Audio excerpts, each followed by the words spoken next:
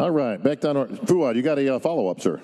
Yeah, I just wanted to ask Sean, because I saw a video today where Branch said that Sean was the pound-for-pound best bodybuilder on earth. I want to know if Sean agrees with that statement. I don't need to agree or disagree with it. I just kind of do my thing and let people kind of make their decision what they want to say. But honestly, I mean, I'm not the biggest, but bodybuilding is about being the biggest, right? So I'll be the most complete athlete. Just weighed in today. I was about 185, 186, about 4 or 5 pounds up from last year. But don't get it twisted. I am in shape, and I will be ready. All right. Sometimes it ain't about being the biggest. It's about being the best, and we have one of the best here. He is Hall of Famer Sugar Sean Ray. My question's for... Sean, keep it short. Yeah. Wow. Shorts behind you. 2.0, Sean. Derek, you won the USA's. You won the 212, and then you went and guest post for Jim Mannion, and everybody saw you coming at that stage. We saw you in the off season, bigger, bulkier, chunkier, and everyone, especially me, was telling you to go in the Open Olympia, and you went in there and you came this close to knocking off Big Hadi. What have you done differently to try to get that title, because you're so close? Well, I got the feedback from last year on why I took second place, because there were first place votes. It was very, very close. You know, by a coin toss, it could have went either way.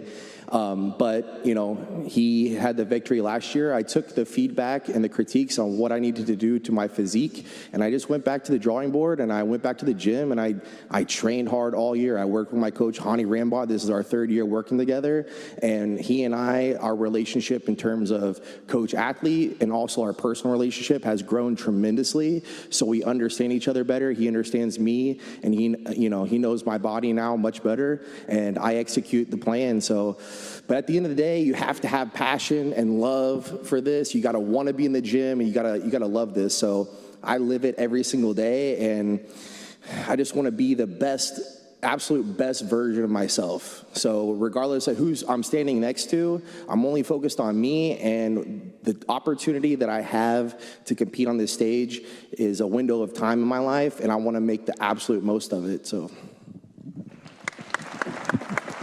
All right. 7-time Olympia champion, Phil Heath. Phil, I'm sure you got a whole myriad of questions, but you look like we got a couple empty spots up here, buddy, in case you want to. The reason why I'm standing up is because I can't just be sitting in the seat next to Sean. Well, Sean takes up a lot of room, you know. I mean. But one of the things that I've noticed this entire time is that no one is staring at that. What you all need to do is stare at that. You, especially you and you need to be staring at this. If you're not staring at this, why are we here? Think about it. So when you're asked these questions and stuff, there's names on that damn title. Every person who has won the Open is on that title. History is made here. So I got a real question. Hadi, is anyone else's name going to be on there? Or is it just going to be your name going to stay on there?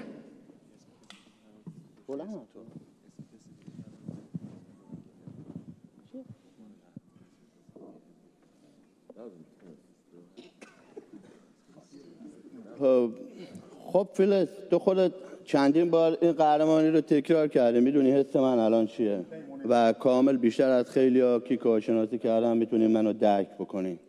خیلی از قهرمانان یه دوربین گرفتن برای یوتیوب رفتن تمرین کردن، ولی من امسال تمام وقتمو گذاشتم برای استاندارد تمرین کردم و امسال تکرارش میکنم.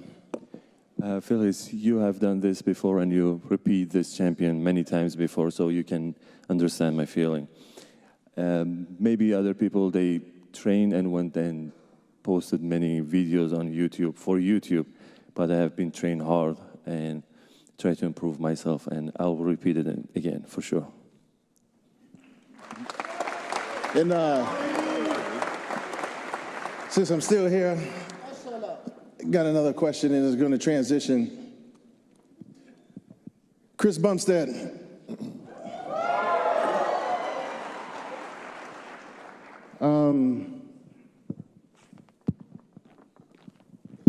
You're here to do what you've done before. Is it just another day at the office, I see that you have gentlemen next to you that you've trained, or Urs is over there. You've allowed those moments in the gym. It's almost like you're luring them in. Young lions and all that stuff. But what I want to know is, are you here to just win this thing, or are you here to actually dominate this thing? Because there's a lot of people that believe that you can do it, and of course there's people next to you that think you can't. I'm here for a few reasons. I would say I'm absolutely walking home with that trophy, but that's not the only reason I'm here this year. You know, this is my 5th time chasing after a title. I've been on the Olympia stage, been competing for 10 years, and if I've learned anything, it's that in the past I felt I've had to just shut down a lot, repress a lot, and just go into this performance mode to win the Olympia and just kind of like push everything aside. And this year, what I wanted my goal to be with up to be different. I wanted to feel the whole journey. I wanted to have fun training. I wanted to enjoy the process, feel the ups, feel the downs, not just numb them all out, so that when I show up here the week before the Olympia, I'm present, I'm happy, I'm excited to be here. I'm smiling, I'm chilling with my family, they're all here, and we're just having a good time, because that's really what it's about for me. I put in the work, I know these guys are fighting for 2nd place, and I'm just here to have fun with it. So, it's gonna be a good year. There we go. So now we gotta hear Dino. Oh, yeah. Listen, we got a whole bunch of competitors here. Yeah. Ramon Dino, if I get one more dinosaur sent to me in my email, by the way. Enough, people. I love Dino, okay? Great competitor. He's going to give Chris a good run for his money. And Urs has certainly established himself. So we got a great competition here. Breon is back, but let me stick with Chris just for a second. Chris, Sean Rennie says you're in the wrong division. You should be in the open. Your eyes should be on that Sandow. You should be in that open. He thinks you got a legitimate shot, Sean. Is that right? Chris knows. I told him 2-3 years ago he's in the wrong division, but he's doing what he's got to do. I'm right where I belong. Gotta go to the girls. Now, you're where you belong right now, but let's just hypothetically say you do win 5. And you've said many times you don't know how many years you got left, but you still got some gas in the tank. Would you consider, if you were to win 5, would you consider hanging him up on the Olympia stage, but only temporarily, only to grab a different pair of trunks and give that Sandow a shot? Sorry, I kind of blurred out. Like, on Saturday would I do it? No, not in the same weekend, Chris. I'll do it this weekend. I mean, listen, I know you're an overachiever, but there. It might be a little bit much. Open. Although that would be cool, Phil, you know. But no, like hypothetic, like you say, okay, 5's enough. I'm retiring from Classic, but I'll be back next year, and I'm going for that. I don't know if you're trying to excite the crowd or get these guys' hopes up, but I don't think so. Yeah, so, well, Urs Kalosinski says that you ain't even going to get 5. He's going to put an end to that right here, right now, this year. Enjoy your 4. I know he loves you like a brother, but it's time to move on. Urs is a miracle bear. Can it happen? Will it happen?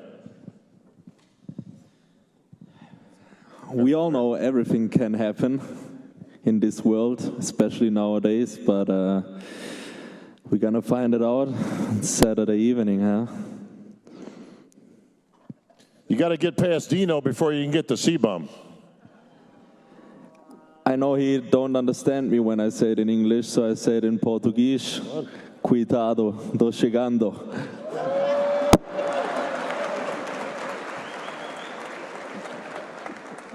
Fuad, I'm sure you got a whole bunch of follow-ups going through that head right now. No, actually, you asked the question I was going to ask is, Urs said that he put on 15 pounds since his last attempt at beating Chris. And Chris says it's going to kind of be, it sounds like he's saying it's going to be a walk in the park. So I don't know, Urs, you trained with him. Did you see anything when you were training with him that gave you an idea that you could surpass him this year? Yeah, so definitely that he's getting older. So I knew I invested a lot the last year. I trained my ass off over there in cold-ass Germany in the bunker. And he has a great gym, sunny weather, so I knew I worked my ass off. No, but beside that, it's always good to train with those other competitors. That's always the reason why I fly in the US a bit earlier. Yeah, meet those guys. I also came over to Brazil and trained with Ramon. So I think it's good to push each other in a certain way, and also don't forget the fun. Yeah, and it's also funny at this level of bodybuilding, trust me. So it's a great sport, a great lifestyle, and everybody should join it and follow it. All right, thank yours. Derek L. Gindi, you catch more flack than anybody being from Brazil. Ramon Dino's a superstar over there.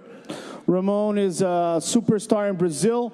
I'm going to ask this question real quick in Portuguese, and then I'll translate. When he responds, I'll translate really quick to the audience.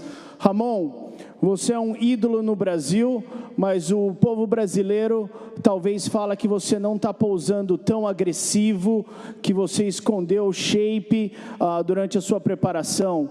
O que você acha disso?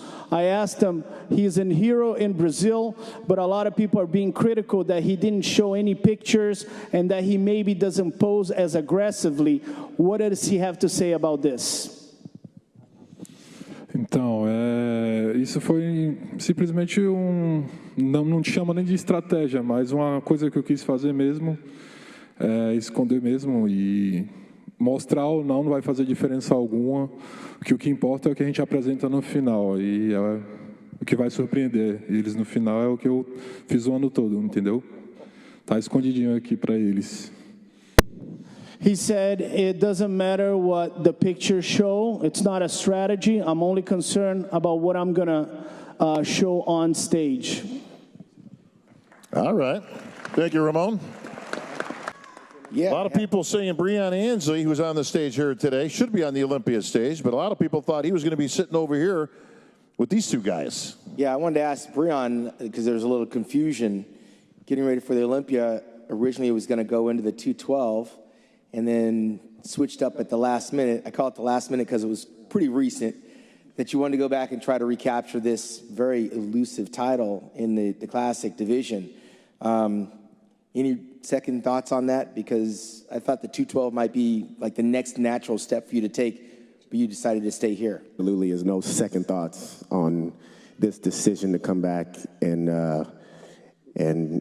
get the title in Classic. Very confident in the extra pounds that were given to the division. And, you know, I believe with my physique, I can display that the best and showcase. And I have to say, Chris, you were a great champion, man. But now it's time for me to get the third one this Saturday. Bob, I have a question, because a lot of these guys, there seem to be fans of Chris Bumstead. You know, they make heart signs to Chris Bumstead. They invite Chris Bumstead to dinner. But Breon is the guy that actually challenges Chris Bumstead. Breon, is this the year that you're going to teach some of these young guys to finally challenge Chris Bumstead? Teach some of the young guys to challenge Chris Bumstead? Correct. Yeah, I mean, I think this is a competition, and we're not up here to be friends. We're especially on this stage. We're up here to take each other's heads off. We train hard. This is the hardest sport in the world, and we are the toughest people because of it. And when we get on this stage, it is not time to love each other at all. It is time for battle. That's it. Well, Breon, despite the training, and I've seen your videos, it might be the best I've seen you look in some years. You know, fantastic. But you got to meet the stash, man. The mustache is everything. That's what Cbum's all about. Look at Ramon Dino got it. Look at, he's got the beard going. Did everything? Urs is going to grow a mustache before Saturday. So, what happened, man? I thought you were going full Cbum. No, I'll take my mustache up here. Oh, okay. Yeah. I'll grow it up here. But no, I think, we all have our different identities, our different looks. And more power to the mustache, Cbum, but So come Saturday, man, this title is going to sway in my direction for the third one. I've been hungry as ever for this one. I believe I displayed the most muscle. That's why it was a deal for me to possibly go to the 212. So I believe I display the most muscle up here, and to be added this extra weight, I'm really going to be able to display that muscularity-wise, density-wise, and then in turn conditioning-wise. So very, very excited about it. Let's rock.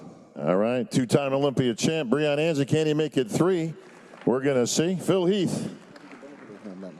So, hold on. So, going back what you were saying about the added weight, I always feel like when you're a champion, the goalpost gets pushed a little bit further away at one point in time because of the domination that the person is exhibiting. We saw it with the challenge round back in the day with Ronnie Coleman. You even saw it with me at one point where the People's Champion thing, like where the fans became a judge at the table and stuff like that. And now with the added weight category, I just have to be honest. Chris, with all that said, with the added weight, would this actually shut the door on these guys? You've already shut it before, but when they actually move the goalpost up a little bit, because I believe you didn't have the same weight increase as others because of their height, I guess. Usually, in my opinion, it's mine, is done to try to even the playing field, as they would say. You're at this point now where I feel like this solidifies a whole new level of yourself. So again, what does that mean with all of that going into this show, and what are you going to do about it? I mean, I can't lie, a little humorous. It was a bit of an honor when I heard it, because I heard people were complaining that there was an unfair advantage in the class of 6'1 to 6'2. And I was like, who's in that class? Who's complaining about that? So if these guys are complaining about unfair rules and they got to change it, that's cool with me. It's classic physique. We're not an open bodybuilding. It's not a weight cap kind of thing. I've established a look. I've established what I believe is the standard of classic physique. I've done it even more this year, and I'm showing that look. Doesn't matter how much I weigh. I could make my weight. I could give me 2 pounds, 8 pounds. I'm going to come in looking like classic physique Mr. Olympia and do what I do. Fuad Abiad. You know, Breon is saying he's the most muscular out of the guys there, but he was 4th last year. And Chris is bigger, Ramon's bigger, and Chris's most recent pictures look like he's definitely bigger. So how are you going to jump back from 4th to 1st, Breon? Well, first of all, getting technical with it, when you have to come down so low, you display a softer look when you have to lose muscle, okay? And we all know that as competitors up here, and I'm sure a lot of you know that up there in the audience as bodybuilders yourselves and competitors yourselves. So when you have to come down so low in weight, you have to sacrifice muscle, and that is not going to be your best look. That is you're going to display a softer look and a more tired look. Your body's not going to pop. So now 7 pounds is significant. Okay, it's significant, and I may have had to still lose a fiber or 2 of muscle, but in the significance still, not as much. And I'm able to hold on to more muscle, which in turn, holding on to more muscle is yielding itself to a better look, a fresher look with more muscle to display more maturity, more density, which it is one of my strong suits, for sure. More maturity, more density. So that's what I'm able to bring to the table. And from 4th to 1st is not a big deal at all. I did it my first year. From 2016 to 17, went from 4th to 1st. So to me, it is not a big leap at all. we will do it again. Well, you got to get past 2 and 3, and that's the dinosaurs and the bears. So good luck with that.